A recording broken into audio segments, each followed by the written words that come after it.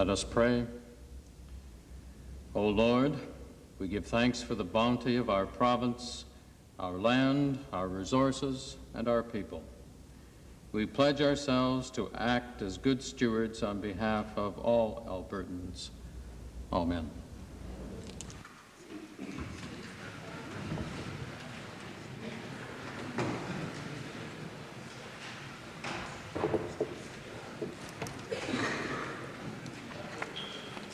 Introduction of visitors. Presenting petitions. Reading and receiving petitions. Presenting reports by standing and special committees. Mr. Speaker, the Standing Committee on Private Bills has had under consideration Bill PR 16, Maycroft Insurance Company Limited Act, and recommends it be proceeded with. Does the Assembly agree with the recommendation? Opposed? So ordered. Notices of motions. Introduction of bills. Tabling returns and reports. Introduction of special guests. Thank you, Mr. Speaker. I would like to introduce to you and through you to members of the Assembly, Mr. Bill Watkins. Mr. Watkins is Special Assistant to Len Harapiak, who is Minister of Natural Resources in Manitoba, and Bill and I have been meeting to discuss a number of issues in relation to that, and I would like the Assembly to accord him the traditional warm welcome.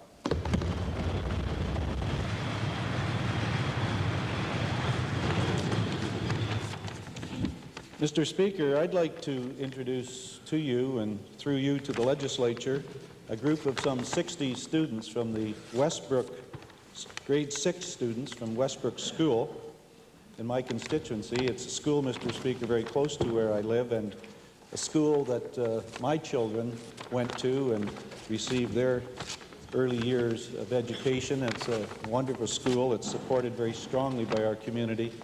Excellent home and school relationship. They are seated in the members gallery. They're accompanied by teachers and parents. I would ask them all to please stand and receive the welcome of the legislature.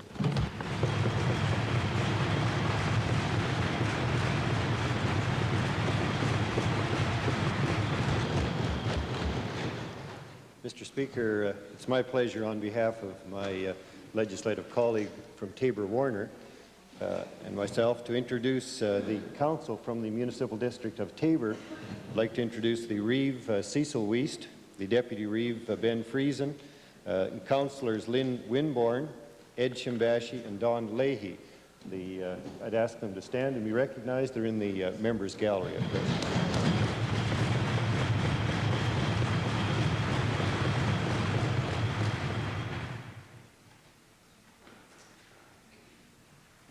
Mr. Speaker, I too have the pleasure to introduce to you and through you to members of the Legislative Assembly a group of 41 grade 6 students from Jean Vanier School.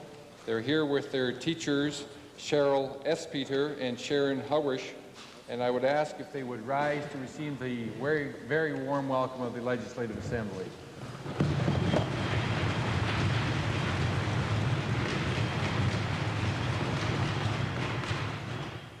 Mr. Speaker, I'd like to introduce to you and through you to members of the Assembly someone who is visiting us today from South Australia. He is David Stern, who once made his home in Calgary, Alberta. He's come back to visit his friends and the official opposition, particularly our Director of Research. He's in the public gallery. I would ask him to stand and receive the welcome of this Assembly.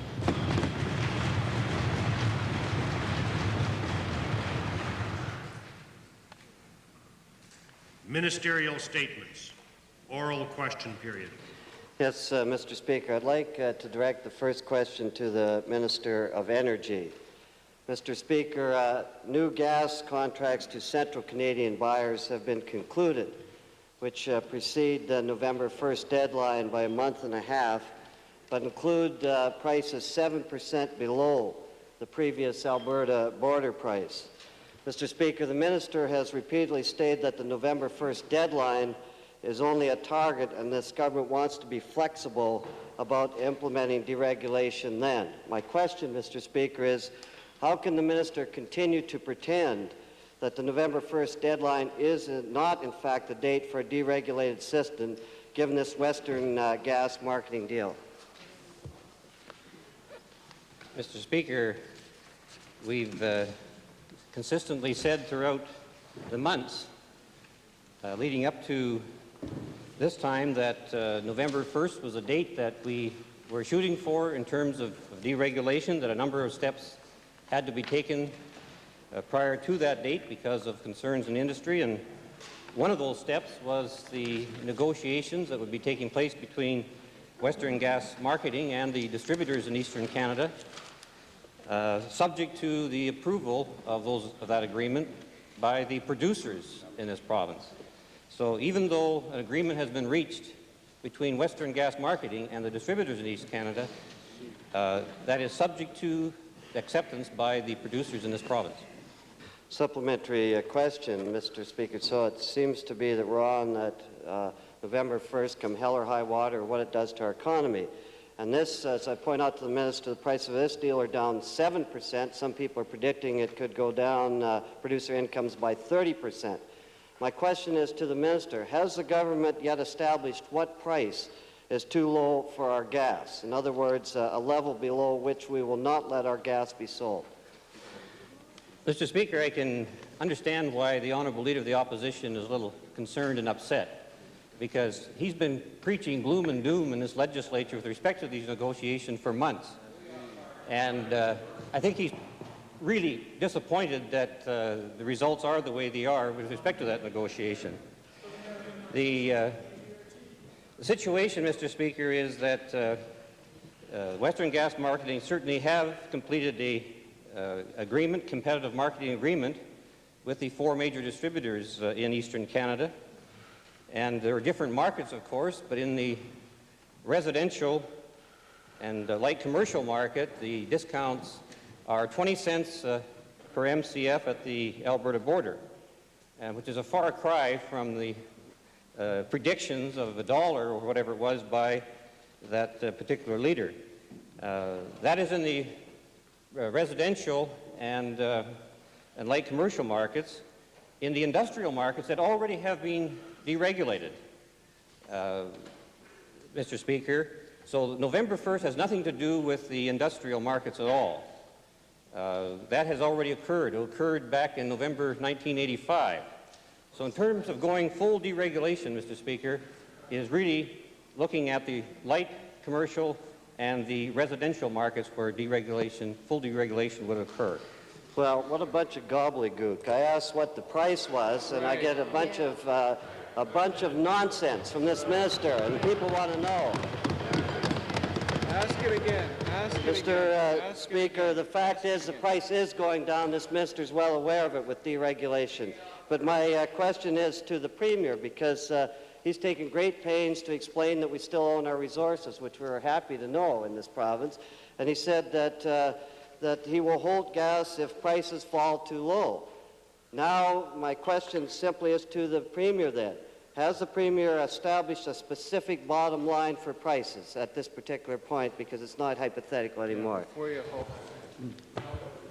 Well, Mr. Speaker, obviously there's a level at which judgment based on advice from the Energy Resources Conservation Board and from our own assessment of markets would be too low.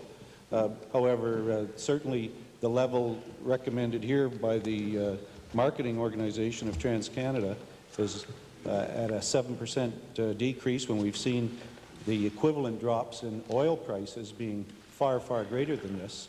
I think, Mr. Speaker, these are not in the range.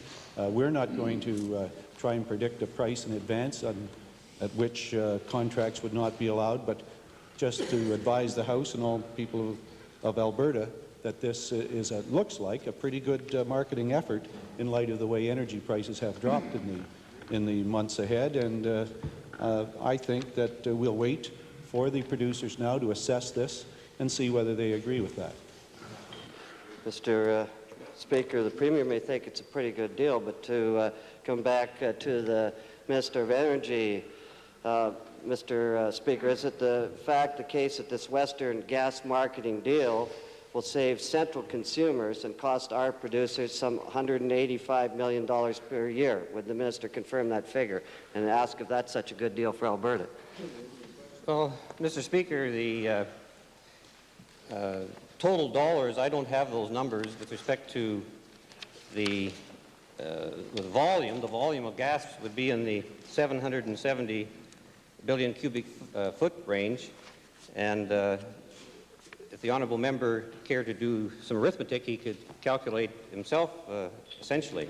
But the Alberta border price, currently being $2.79 per MCF, and taking into account the total markets in Eastern Canada, large industrial and the commercial markets and the residential, and I want to emphasize that it's in the large industrial area that we already have deregulation, that the total discounts would result in a range of $2.20 to $2.30 per MCF. Now, that is taking into account the very competitive industrial market that has already been deregulated in central Canada. Mr. Speaker, the total revenue reduction, once again, is a far cry from what the gloom and doomers have been predicting. Supplementary, Westlock Sturgeon. This is supplementary, Mr. Speaker, to the minister. I don't see how he could say it's a far cry. He's a mathematician, used to teach it. It's going from $2.79 to $2.15. That's 64 cents. That's 23% reduction. The initial price is only 7% reduction. The total contract when the industrial comes in is a 23% reduction, Mr. Speaker. But what I want to get across, or what I want to ask the minister really is, saying that it's $185 million to the eastern consumers, is clearly that this gas is just substituting for old gas that we were selling for $185 million higher than we are selling for today. Can the minister confirm whether this is new buyers, new contract, or nothing more than renegotiating the old contracts at a $185 million loss to the people of Alberta? Mr. Speaker, it's interesting to see the excitement of that member as well, when obviously he is disappointed with the results of the negotiation. The total percentage in the unregulated, or the market that was not deregulated, was 7%, Mr. Speaker, 20-cent discount at the Alberta border price. And those negotiations between the arm of TransCanada, Western Gas Marketing, and the distributors at the other end were the result of renegotiating contracts. And it was those renegotiations that were necessary in order to proceed with deregulation. And whether the producers accept that or not, we will find that out within a 2-week time period, when the producers each will receive a letter from Western Gas Marketing, and they'll have 2 weeks to ratify that agreement, and then we'll proceed from there. Speaker, a supplementary question to the Minister of Economic Development. One of the reasons we're sending $185 million to Ontario is that we've failed to diversify in the province of Alberta. Could the minister indicate whether there are any negotiations of any kind that are going on to bring in any large manufacturing firm into Alberta, such as Toyota, Hyundai, others such as this, so that we do our manufacturing in industrial development here in the province rather than in Ontario?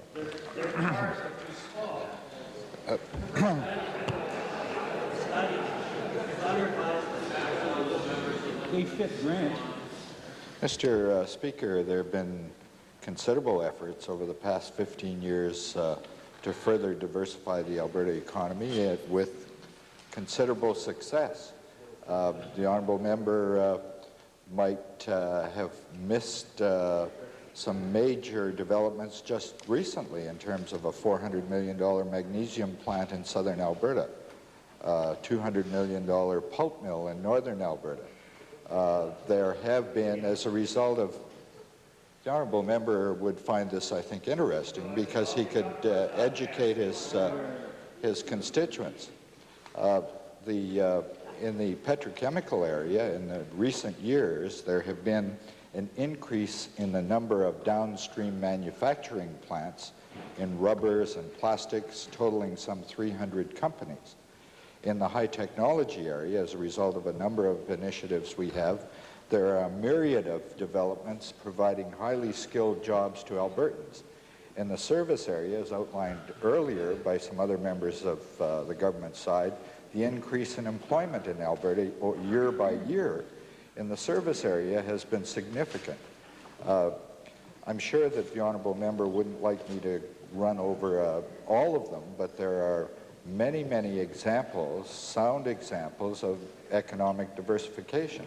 With respect to the natural gas side, one of the areas that the member, I'm sure, is conscious of is Albertans are interested in maintaining our markets, and we're competing with hydroelectricity, we're competing with oil prices that have dropped to less than half, and I think that the Minister of Energy has presented a very, very sound program in terms of maintaining those markets for Alberta producers.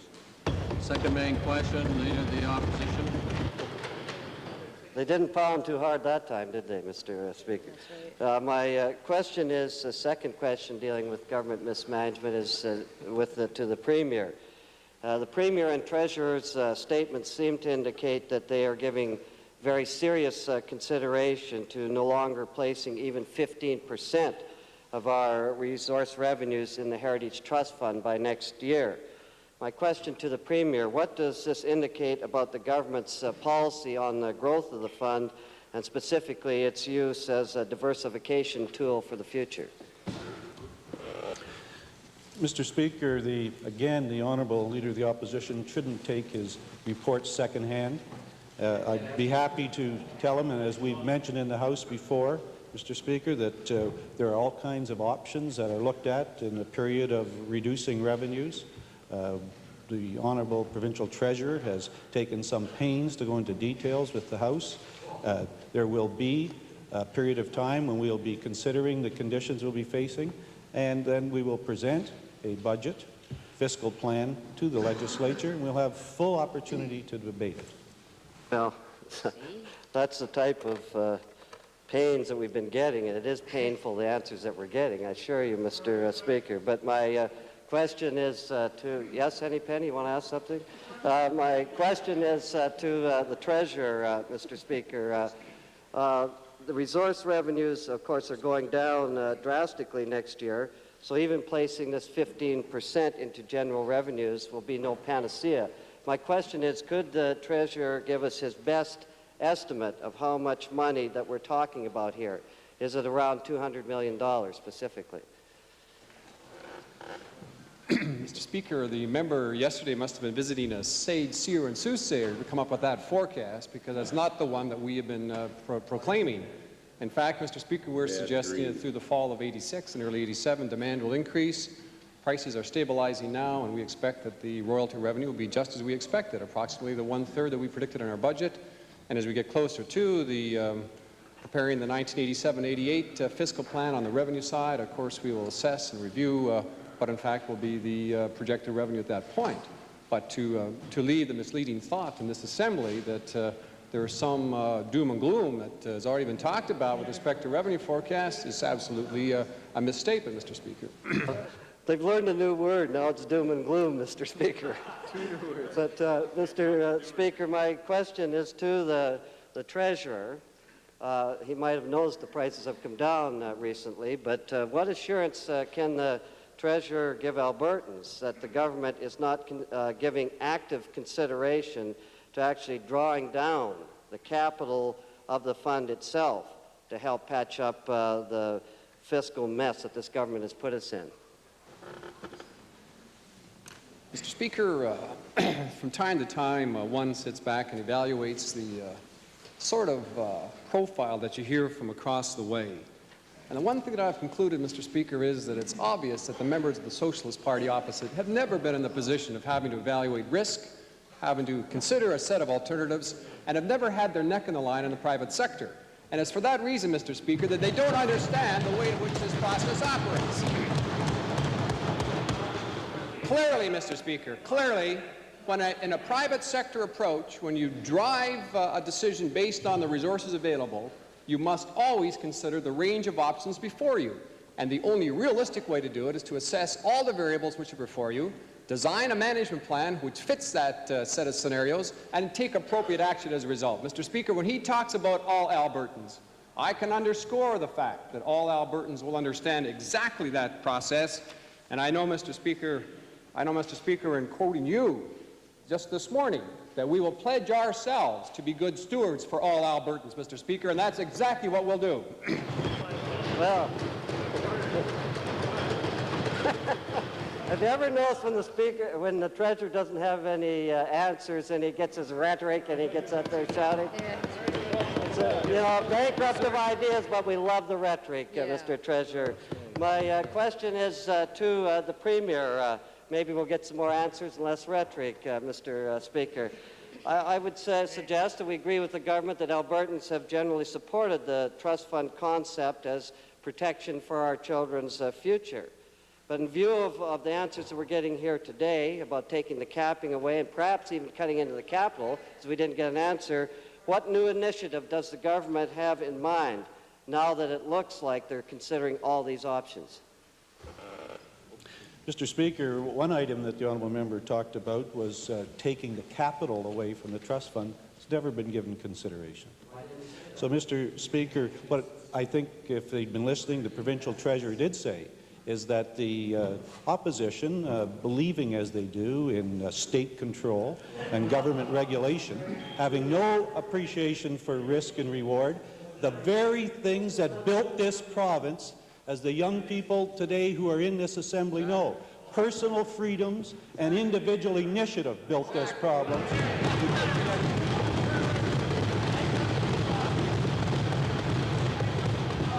Personal freedoms and individual initiative built this province. The NDP and their state control could never have built this province. They have had no part of our past, and they have no part of our future.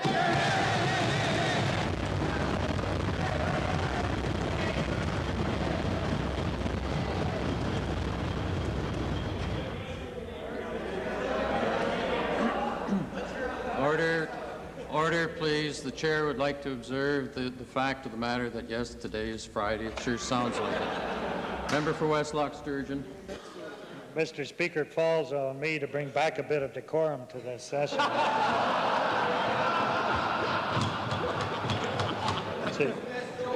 But to the treasurer, bit by bit we are encroaching on the heritage. Bit by bit we are encroaching on the Heritage Trust savings. Now, it's easy money for a desperate government and a desperate cabinet, but when will the treasurer undertake to review the fund's objectives and achievements, which he alluded to last night? When is he going to do that? All those risk takers over there. Mr. Speaker, as I have indicated last night, and I thought was a good exchange with a member from Meadowlark and a member from Sturgeon, I did indicate that I thought it would be appropriate at the end of a decade for us to review the Heritage Fund, and I'm sure that over the next couple of years we'll do just that, probably a more immediate period. But we have done some assessments recently, and of course, as I've indicated then, the policy with respect to how the funds are used in the Heritage Fund are assessed on an ongoing basis. There's an ample opportunity for debate here in the Assembly. I remember, for example, a couple of elections were focused on the future of the Heritage Savings Trust Fund. Mr. Speaker, I can say that my colleague who served in this Assembly, the Honourable Alan Wark, in fact provided some insight into an evaluation of that fund, drawing on his own experience as a member of this Assembly, and perhaps that sort of input is necessary and useful. But I can say, Mr. Speaker, that all members of the Assembly are interested in this fund. It's recognized as unique, and we will continue to use it wherever appropriate. But as the Premier said, we will not attempt to encroach in the capital, but as all members have agreed over the past few days in debating here in the Legislative Assembly, the estimates which I presented, both on operations and on the Heritage Fund, we are using now the current revenue from that fund to assist the general revenue fund of this province, to avoid unnecessary increases in taxes, and to maintain the highest level of expenditures and services to the people of this Alberta. That's the kind of balanced fiscal plan that this government is known for, and that's what the people of Alberta can expect in the year ahead. Member for Little Bow. Speaker, a supplementary question to the provincial treasurer, and it's one for clarification. The information imparted to this legislature is that the provincial treasurer has requested ministers to establish scenarios in terms of a zero budget increase, 5% decrease, 10% decrease. Could the minister clarify very clearly that that means in the upcoming budget for 1987-88 that there will not be a percentage increase in that fiscal year budget as presented to this legislature? Is that the ground rule now established? I'd like to say quickly yes to that, Mr. Speaker, but I think we'll have to wait and see the evaluation and see what kind of marginal analysis unfolds from the exercise we're now going through. But of course, I'm afraid, Mr. Speaker, all members will have to wait until sometime early 1987 for the final statement on that point. The chair also has the difficulty about the provincial treasurer giving an advance leak about the budget. The chair wouldn't want the minister to have to resign. The Leader of the Liberal Party with the main question. Go ahead, Mr. Speaker. We won't stop him. But this is to the Minister of Transportation and Utilities. Residents of the town of Westlock have been receiving bills for natural gas from ICG, Intercity Gas, Mr. Speaker, on an energy value basis rather than the volume basis. Read on your meter. The change from billing on a volume-based usage has led to much confusion and suspicion on the part of consumers, and that billing cannot be verified by the consumer himself. Now, ICG says that the energy value will be based upon monthly samplings at the point of source and the lab conditions, and the result will be used in the billing. Can the minister guarantee that the result will be published on each bill for the benefit of the consumers confused by the new method?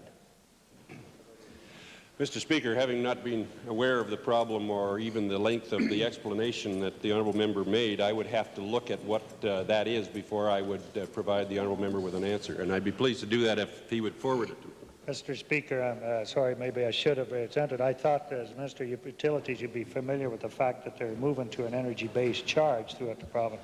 But can the minister then assure the House that the results of the tests used for billing purposes will be subject to verification by persons other than ICG? In other words, if the system going ahead, will you use an outside system of verifying the billing? I can't respond to that, Mr. Speaker, other than to say that any changes in billing processes must first be approved by the Public Utilities Board, and if that has been approved, that would be then up to the company to make the explanations and provide that opportunity for those who don't understand the billing, and that can be done in a number of ways. Mr. Speaker, for his information, Public Utilities Board hasn't passed on it, but in selling on an energy value basis, would the minister be able to check out, or would he, when it's going back and reporting back to the House, which I hope he'll do very quickly, I realize has to check his technical aspects, will he check out whether the utility company, in spite of billing out on an energy value basis, are they buying their gas on an energy value basis? In other words, it's very important. If they're selling on energy value, are they buying? Would he confirm that he'll check that out? I can confirm that I'll check that out, Mr. Speaker, and if you have any additional information, if the honourable member has any additional information that he'd like to provide me that would speed up the opportunity for me to get back to you, I'd appreciate it. The last supplemental, Mr. Speaker, I'm sure that he will be able to answer. Will the minister tell the House whether the Public Utilities Board, or will he check into whether the Public Utilities Board is contemplating a province-wide standard of energy value calculations? The reason I hesitated, Mr. Speaker, I'm not the minister responsible for the Public Utilities Board, and I'm not sure of that direction, but certainly I'll take a look at the question and see if I can get an answer for you. Supplementary, Athabasca Laklavish. To the Minister of Transportation and Utilities, my documentation show that there's close to 40,000 consumers being billed an extra $1 in the way the whole billing program is carried out by ICG. Will the minister contact the ICG billing process to find out what they will do about that particular problem? Because I have a number of also customers who make contact with ICG about this problem, and it has been admitted by ICG that there is some problem with that billing process. Mr. Speaker, first of all, I'm not sure that everybody listening to the conversation knows what ICG is, and maybe the honourable member would explain it. And then possibly if he would provide me with some of the information related or some of the bills related to the 40,000 he mentioned, I can check them out. Member for Little Bow. Mr. Speaker, my question is to the Minister of Agriculture. Western farmers at the present time are facing the problem of the strike lockout in Thunder Bay. We have a potential record crop for 1986 of some 17 million tons. It's up 50% over 1985. We have a depressed cash flow for farmers. My question to the Minister at this point in time is, could the Minister indicate whether any current or recent representations have been made to the Minister, the Federal Minister responsible for the Canadian Wheat Board, to open up some of the quotas for farmers specifically in Alberta and certainly for Western Canada? Mr. Speaker, we're in constant communication with the Minister responsible for the Canadian Wheat Board, and I'm more than happy to make those representations to him on behalf of the honourable member for Little Bow. Mr. Speaker, a supplementary question to the Minister. In this Assembly, we have talked about the policy of a deficiency payment relative to the price of Western grain and Alberta grain. Could the Minister indicate the present circumstances with regards to those discussions on a deficiency payment? And could the Minister also indicate what effect that deficiency payment may have for Western farmers if we're unable to sell our grain? Mr. Speaker, there's no doubt that a deficiency payment would be viewed very positively by the grain sector, as it would be an intrusion of cash flow, which is always very positive to any sector. I can share with the honourable member that when we did meet as agricultural ministers some days back in Victoria, we did receive the commitment from the Federal Minister of Agriculture, Mr. John Wise, that he would do an analysis as to how best to offset the low grain prices. But I should share with the honourable member that the Federal Minister also has to analyze a number of areas. We also made representation to him, as the honourable member is aware, to reduce the interest rates on Farm Credit Corporation. That would cost somewhere in the vicinity of $100 million on a Canada-wide basis. So they're attempting right now to prioritize where they can spend certain monies as it relates to the agricultural sector. Mr. Speaker, supplementary question to the Minister. Could the Minister indicate the current government, the government thinking with regards to impressing on the federal government a request to intervene in the strike lockout at Thunder Bay? Or is the government still at a position where they are allowing the federal government to let things happen as they are without any clear schedule established to intervene in that strike?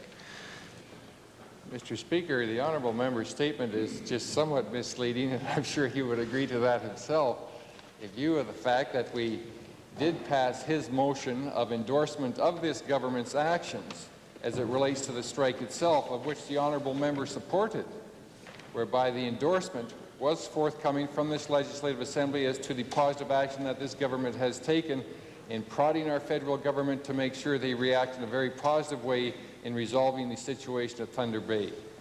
Mr. Speaker, final supplementary to the Minister. Could the Minister indicate whether any specific meetings have been established for the upcoming week with the Minister and the federal MPs, the other Ministers of Agriculture in Western Canada, or with the counterpart Federal Minister of Agriculture, with respect to the subjects I have raised this morning?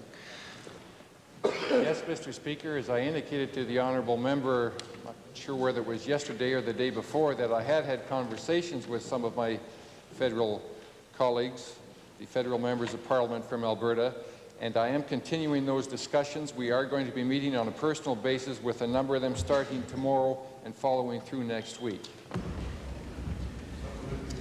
Bakerville. Mr. Speaker, to the Minister of Agriculture, looking for alternative delivery opportunities for farmers, can the Minister advise us what the government's plans are for completing a rail link from Hines Creek to Dawson Creek so that Peace River grain can go directly to the Prince Rupert Port? Mr. Speaker, this question would more appropriately be answered by the Honourable Minister for Economic Development, and I know that he has some good news in a various number of areas to share with the member for Bakerville. With respect to the suggested rail link, the government undertook extensive feasibility studies in 1981 on the cost-benefit of a rail link from Hines Creek through to connect with the BCR. And the results of that study indicated that it was completely uneconomic, that now with the capability of Rupert and the negotiations that are going on between the provincial government and the federal government with respect to grain rail rates through to Rupert, that it would indicate to us that a further examination would not conclude, come to any different conclusion than that which was reached in 1981. Member for Westlock Sturgeon. Mr. Speaker, to the Minister of Agriculture and back to the original line questioning about how your success in moving Ottawa along. We all patted ourselves on the back nearly a week ago or 5 days ago, but the government appears to have been moving with glacial slowness since then.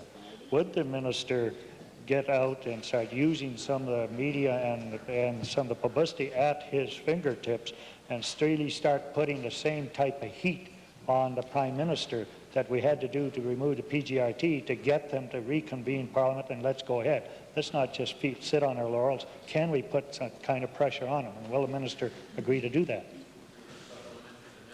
Please. Mr. Speaker, I'm more than happy to make representations or exert pressure or do whatever is necessary to be a benefit to our agricultural sector. I should share with the honourable member for Westlock Sturgeon, as he is aware, there is a possibility, and we'll have to wait until Tuesday, as the honourable member for Little Bow has indicated in the past, to see what does develop on the West Coast.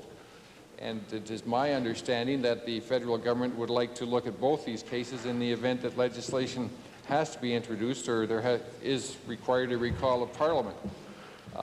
They are doing their level best, and we are going to continue to indicate to them our deepest concern. We're also delighted that this government could institute a number of initiatives as it relates to the Alberta Terminals Limited, whereby we are going to be very helpful during these somewhat strained times. Member Stettler, supplementary. Mr. Pope. To the Minister, in his discussions with the federal minister and in light of the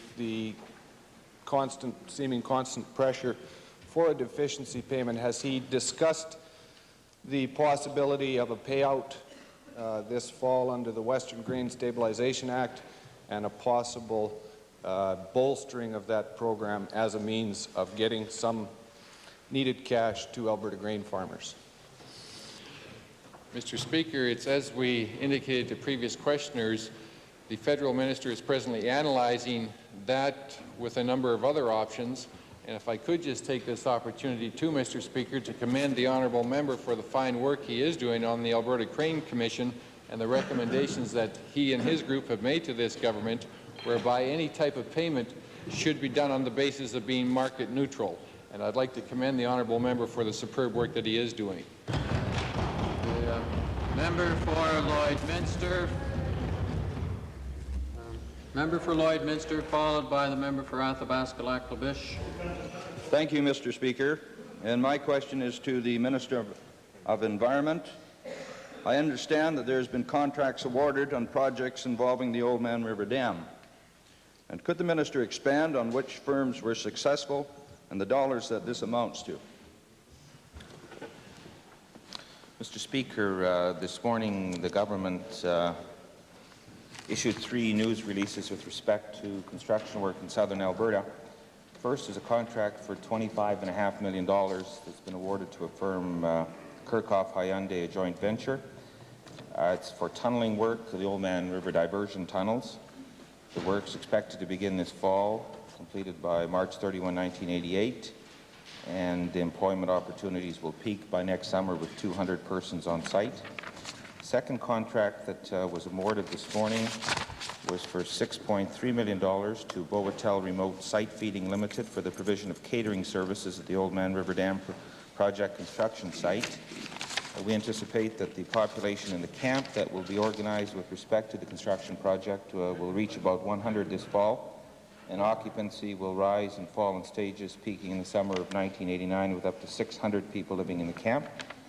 And the third major construction contract that was announced today by the government was for a project on the Lethbridge Northern Irrigation District for $6.9 million in value to Caribou Construction Limited and Esterbrook Construction Limited of Grimshaw. The work will consist of rehabilitation and construction of 12 kilometers on the Lethbridge Northern Irrigation Main Canal. Will employ about 40 people, anticipated to be completed within 2 years.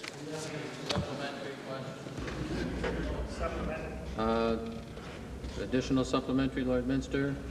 Member for West Loch. Forgive me, honourable member. Forgive me, honourable. Mr. Speaker, supplementary, when will this work begin, and what is the completion date on it?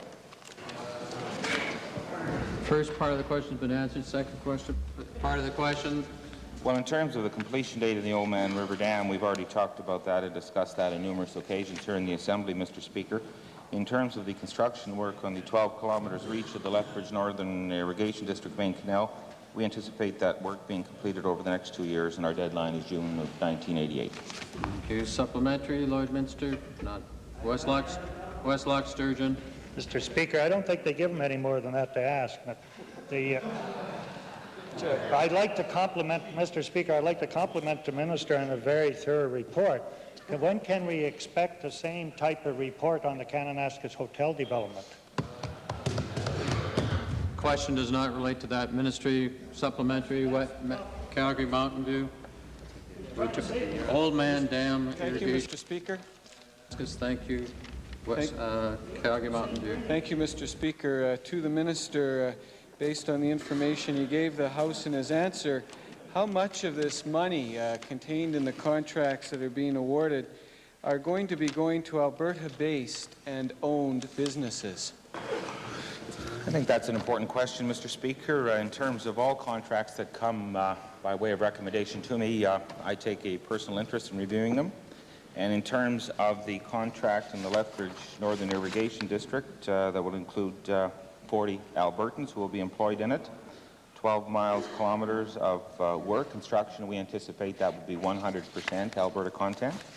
In terms of the contract that's being provided for the provision of catering services at the Old Man River Dam project construction site, we anticipate that the services in terms of staffing, produce, fuel that would go in for the running of the camp, we anticipate that Alberta content would be essentially 100%.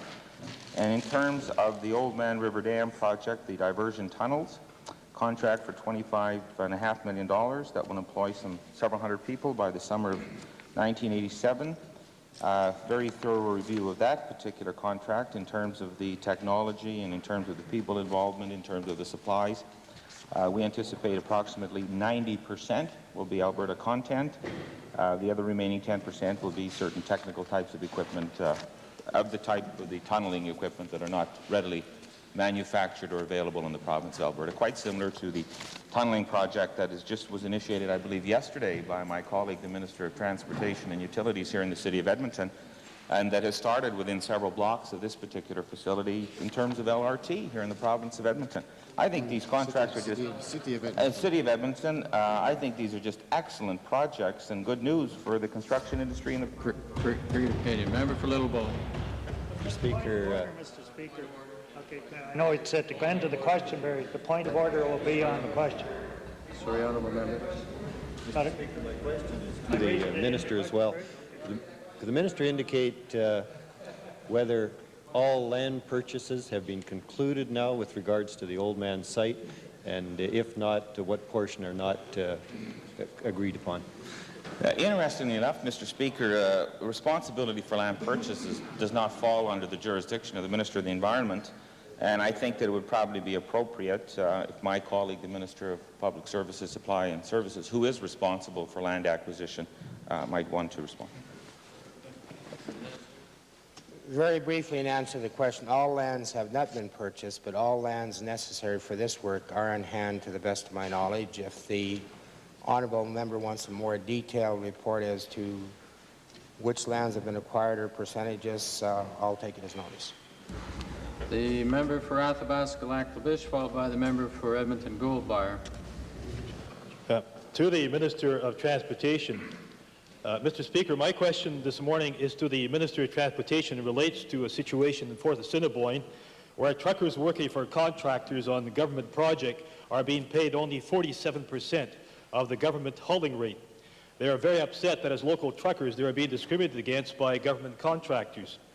What step is the minister taking to ensure that subcontractors working on his department's contract will be paid the government rate for their services?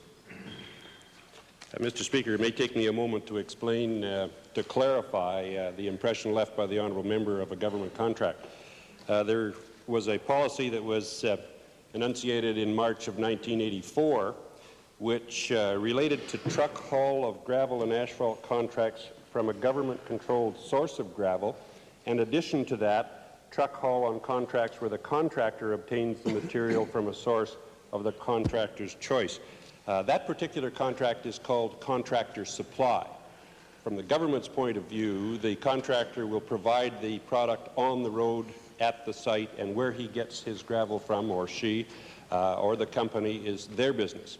In this particular case, discussions have taken place between myself and the honourable member for the Barrhead constituency, my colleague on my left, and we have explained to the group, through their lawyer, the two sides of the issue, and that the fact that 10% of our contracts are in that particular area. And the reason that there was that particular section put in there was because we then ended up, back in 1984, in our assistance to assist all of the truckers in the province of Alberta, putting some fairly stringent controls on a series of truckers, and we provided a capacity and a means by which they could also receive some work, and that has been received and is considered fair and equitable by the majority of the truckers in the province of Alberta. Supplementary. These truckers, by the way, were promised twice by the member from Barrhead there would be no cut rate. Trucking and local procurement would be emphasized on future government projects. This would be a couple of years ago. Can this minister responsible give us some commitment that this situation definitely end now that he has heard the representation from truckers? Mr. Speaker, I want to correct one inference that was left, and that was the fact that there is a difference in the rates.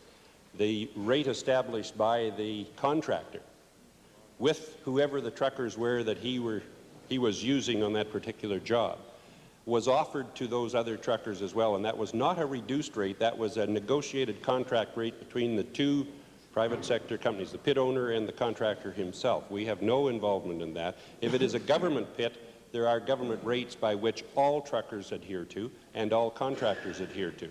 So the issue, in the sense of what the honourable member is stating, is one that was clearly identified between the truckers themselves, their lawyer, our staff in the department, as to that particular segment where, in fact, it's called contractor supply, where the contractor provides the product on site at a rate that he negotiates with his truckers, whoever they are, and he made the offer to those particular truckers to haul at that rate if they so chose.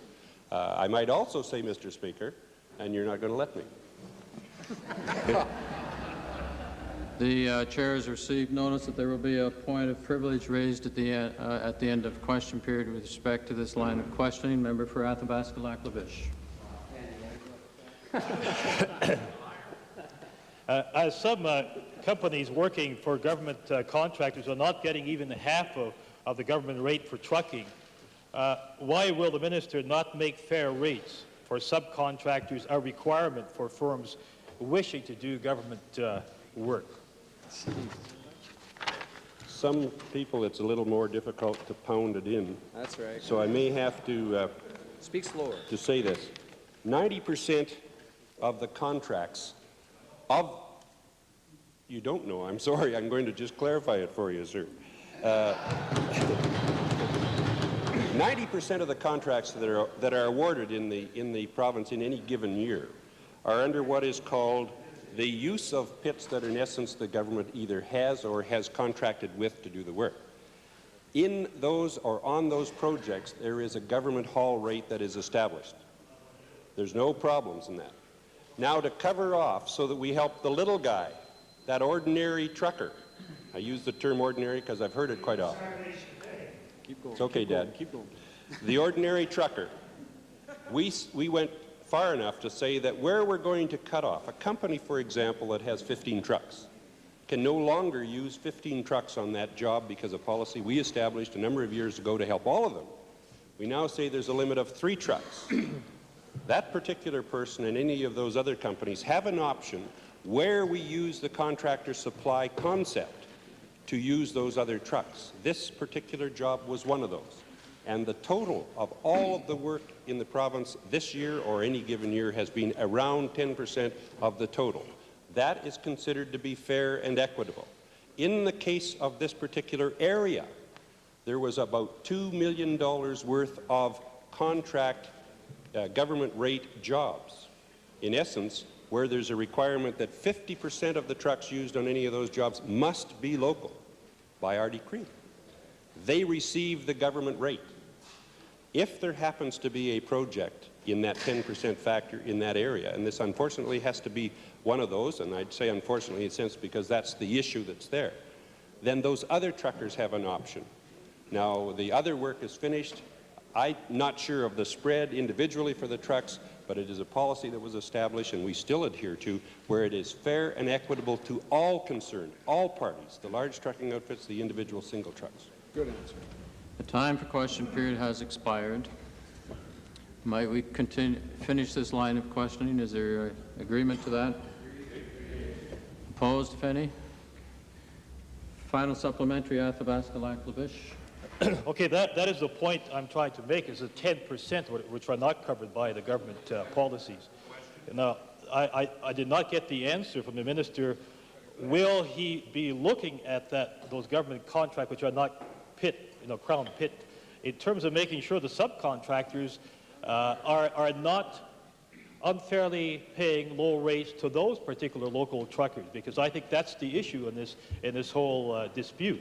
Honourable member, this is not debate. Supplementary question. The House has been generous enough to extend the time period. Please, let's try to keep the supplementaries briefer, especially in the extensions. Member? Well, it certainly is a point of debate, Mr. Speaker. The issue again comes back to the fact that where there are private pits in an area and where our options are not available to the short haul, in other words, the private pits would be used, that concept was put in place in conjunction with the Truckers Association to put in place a policy that was fair and equitable to all truckers. And that policy today still stands. Now, I have to say this in the sense, Mr. Speaker, that the policy we have is something that causes me some discomfort because, in essence, it's a policy that almost gives you a guaranteed income policy for truckers. If we were to do the proper thing, we'd throw it wide open and let everybody bid at it, and those who have a sharp pencil will get the job, and those who don't will not get the job. What we have attempted to do in the interest of being fair and equitable in a period of a downturn in the economy is provide something that we continue to look at on a monthly basis, on a daily basis, and on a yearly basis. And this appears to be, at this point in time, the most fair and equitable. That's right. Member for West Loch Sturgeon, supplementary question. Supplementary, Mr. Speaker, to the minister. I, too, am surprised it would happen in the honourable member from Barhead's constituency, such rank exploitation of the truck drivers, but I would... You're into privilege there. What I would like to know, Mr. Speaker, from the minister is if we do not allow subcontractors to exploit labour with cheap rates, why do we allow truckers to exploit truckers with less than proper rates? I have a little difficulty, Mr. Speaker, with why do we allow truckers to exploit truckers? Main contractor bids, get that 10%, then he turns around and gouges everyone else. We don't allow a labor contractor to turn around and gouge labor. Why do we? Thank you, honourable member. You're now in your second supplementary. It's out of order, even though it's supposed to be an explanation. Honourable minister. Mr. Speaker, and I think it's important that I say this to the honourable member, if he has proof of some gouging, I'd like to see it. And if he'd, just a moment, if you'd send it to me in writing, sir, I'll follow it up. The other point that is in there is that the negotiations between the contractor, whoever that is, and the truckers, whoever they are, is at this point in time their business. Whatever they arrive at, whatever... Keep going, keep going. Mr. Speaker, I think it's... Pointless. This is not debate. Chair recognizes that there is a point of order and a point of privilege. First, the point of order. Honourable Member of West Loch Sturgeon. Point of order, Mr. Speaker. It was on the question I asked whether, and when I complimented the Minister of the Environment for releasing all the contract details on building the Old Man Dam, and then I asked whether the same would be forthcoming in the environmental area of the hotel building and what full contracts let in the Kananaskis. Kananaskis is the part of the drainage shed. Part of the Kananaskis is part of the drainage shed of the Old Man River. They're interconnected. And what goes on in if you flush a toilet in the Kananaskis Hotel, it goes in the Old Man Dam. So why can't he answer those questions?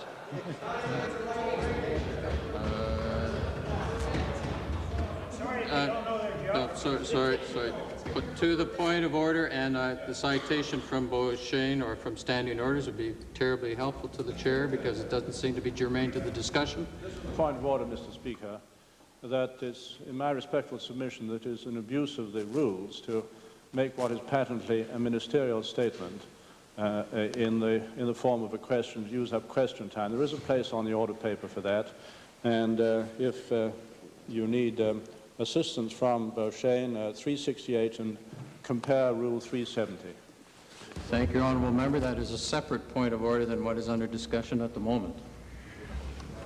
And this, the point of order as raised by the member for West Loch.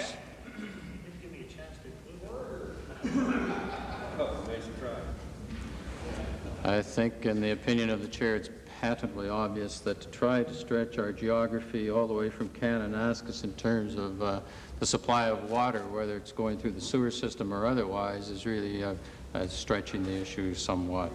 Therefore, there's not an original point of order.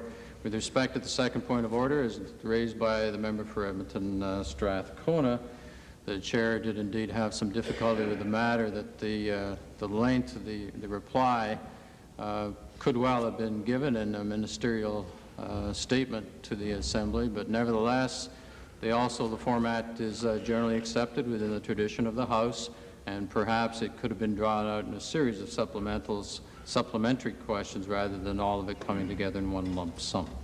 The chair now will deal with, sorry, honourable members, is a point of order, a new point of order. I'd like to address the same point of order, please. Sorry, the chair has now ruled on with respect to the points of order. The chair now recognizes the member for Barrhead with respect to question of privilege.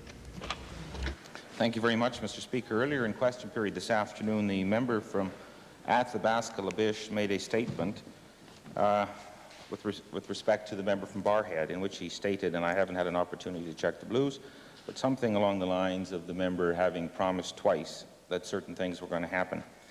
It's my understanding, Mr. Speaker, that it's unparliamentary for me to use the word liar in the Assembly. The statement made by the member from Athabasca-Labish is at variance with the truth, and I would ask him to withdraw it. Member for Athabasca-Labish heard about the second supplementary. I was simply relating what was told to me. Now, the honourable member...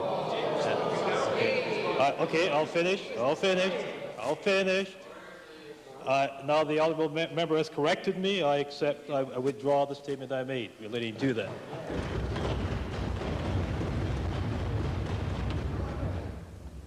Thank you.